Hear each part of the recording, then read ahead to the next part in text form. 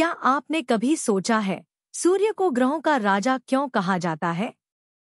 बहुत समय पहले जब सृष्टि की रचना आरंभ हुई थी, तब सभी तत्व अस्तव्यस्त थे। आकाश, जल, वायु, अग्नि और पृथ्वी सब कुछ अपनी जगह खोज रहा था। सभी ग्रह चंद्र, मंगल, बुध, गुरु, शुक्र, शनि और अन्य आकाश में भटक रहे थे। कोई दिशा नहीं थी, कोई गति नहीं, कोई व्यवस्था नहीं। तब ब्रह्मा जी ने देवताओं को बुलाया और कहा, इन ग्रहों को कोई ऐसा चाहिए जो उनका मार्गदर्शन करे, उन्हें गति दे और एक सूत्र में बांध दे। ब्रह्मा जी ने तपस्या की और अपने तेज से एक अत्यंत दिव्य, तेजस्वी, दीप्तिमान सत्ता को प्रकट किया। वह थे भगवान सूर्य नारायण। सूर्य का प्राकट्य और भूमिका।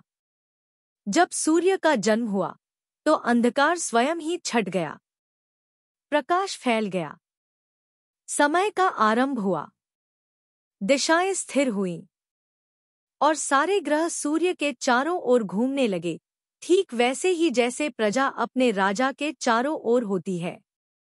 तभी देवताओं ने कहा, यह केवल कोई तारा नहीं, यह जीवन का स्रोत है। वेदों में सूर्य का महात्म्य।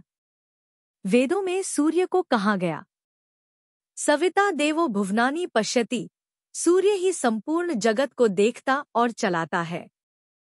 सूर्य आत्मा जगत्स्तस्थुषष्ठ, सूर्य संपूर्ण जगत की आत्मा है। वो न केवल प्रकाश देते हैं, बल्कि ऋतुओं का निर्माण करते हैं, दिन और रात चलाते हैं और पौधों में जीवन ऊर्जा भरते हैं।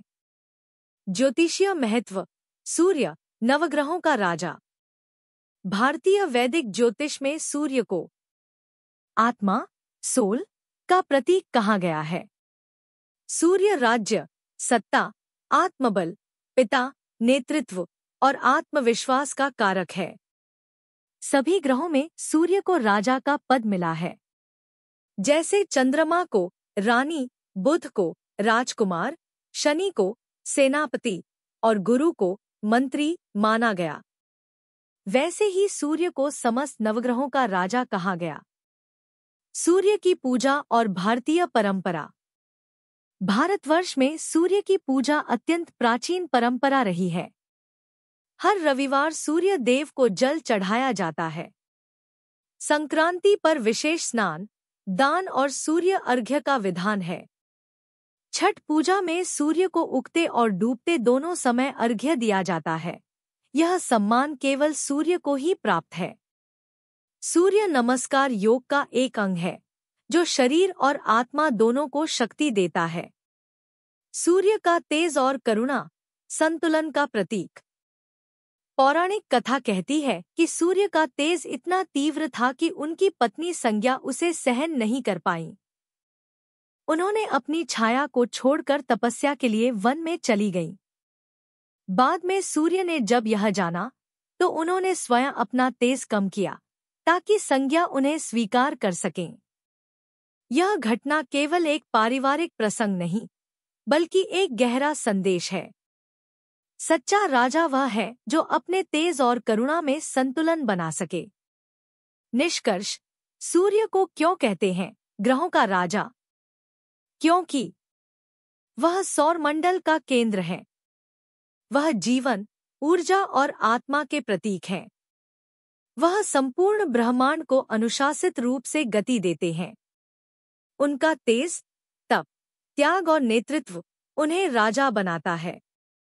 इसलिए वे केवल एक खगोलीय पिंड नहीं, बल्कि नवग्रहों के नायक, जीवन के रक्षक और धर्म के प्रतीक हैं।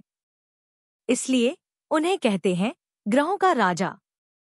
अंत में, जब अगली बार सूरज उगे, तो बस एक पल ठहर कर उसे देखना और याद करना, वो केवल रोशनी नहीं दे रहा, बल्कि तुम्हें जीने की वजह दे रहा है। आदित्याय नमः।